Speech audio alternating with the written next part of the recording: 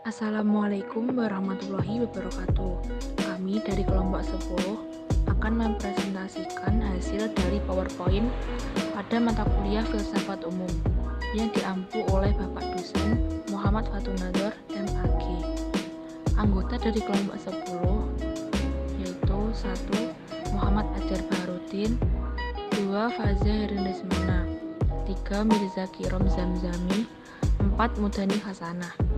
Yang kita bahas dalam materi PowerPoint ini adalah 1. Pengertian Aufklärung atau pencerahan, 2. Tokoh-tokoh zaman pencerahan dan pemikirannya. Oke, langsung saja. Pengertian Aufklärung atau pencerahan, istilah yang digunakan untuk menggambarkan aliran utama pemikiran abad ke-18 di Eropa dan Amerika. Pada masa pencerahan, pendekatan berdasarkan rasio dan ilmu pengetahuan terhadap agama, sosial, ekonomi, dan politik menjadi tren di masyarakat. Sehingga hal ini menghasilkan sebuah pandangan yang bersifat duniawi atau sekuler dan juga membangun opini umum tentang kemajuan dan kesempurnaan di berbagai bidang. Tokoh-tokoh zaman pencerahan dan pemikirannya. 1. George Berkeley, seorang filsuf Irlandia yang juga menjabat sebagai uskup di gereja Anglikan. Bersama John Locke dan David Hume, ia tergolong sebagai filsuf empiris Inggris yang terkenal. Inti pandangan filsafat Berkeley adalah tentang pengenalan. Menurut Berkeley, pengamatan terjadi bukan karena hubungan antara subjek yang mengamati dan objek yang diamati. Pengamatan justru terjadi karena hubungan pengamatan antara pengamatan indera yang satu dengan pengamatan indera yang lain. Karya dari George Berkeley. Pada tahun 1709, ia menerbitkan karya yang berkaitan dengan matematika, di mana Berkeley memeriksa jarak visual, besarnya posisi, dan masalah penglihatan dan sentuhan. Pada tahun 1710, ia menerbitkan Perjanjian tentang Prinsip Pengetahuan Manusia. Pada tahun 1713, 3 dialog dengan Hylas dan Philonous. Tokoh yang kedua adalah Voltaire. Ia lahir pada tanggal 21 November 1694 di Prancis dan meninggal pada tanggal 30 Mei 1778 di Prancis. Pemikiran Voltaire sendiri tentang sejarah. Sejarah dipandang sebagai suatu proses yang membimbing manusia sampai kesempurnaannya, sehingga setiap epos kerja akan lebih sempurna dari yang dahulu. Menurut paham ini, untuk memperbaiki manusia melalui akal budinya saja. Selanjutnya adalah karya Voltaire. Yang pertama adalah Idyllle du Casclan.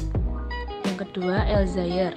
Ketiga, esai tentang sejarah universal, tata laksana dan semangat bangsa-bangsa dari pemerintahan Charlemagne hingga zaman Louis XIV. Keempat, Brutus. Kelima, Candide. Keenam, Diatribe du Docteur Ekakia. Ketujuh, Elements de la Philosophie de Newton. Kedelapan, L'Histoire de Charles XII. Kesembilan, L'Orphelin de Lessiney.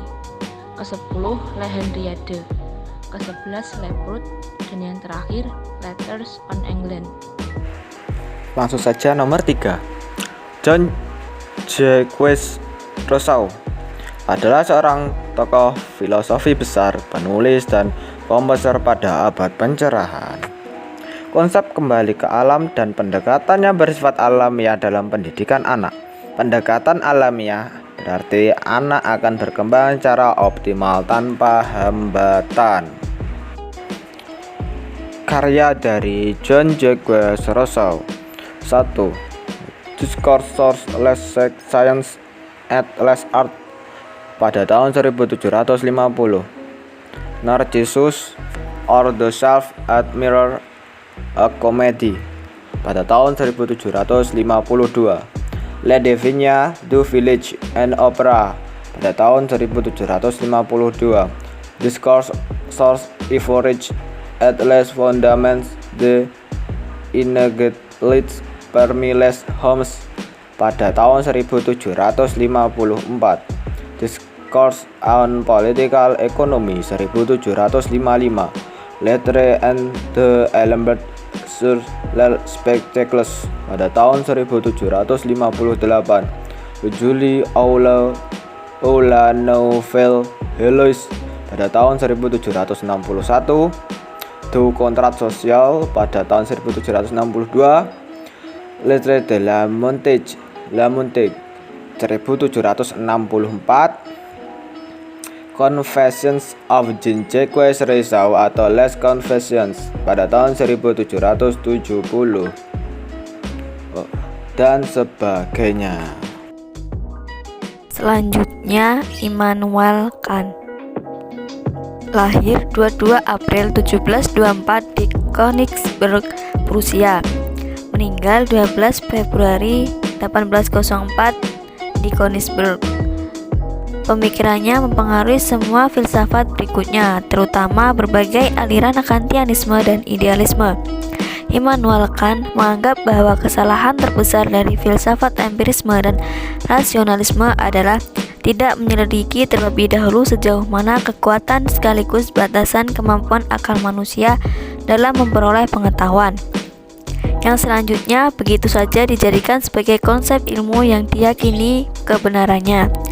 Karya-karyanya yaitu sebagai berikut: Kritik atas rasio murni, pembahasan tentang akal praktis, dan kritik atas daya pertimbangan.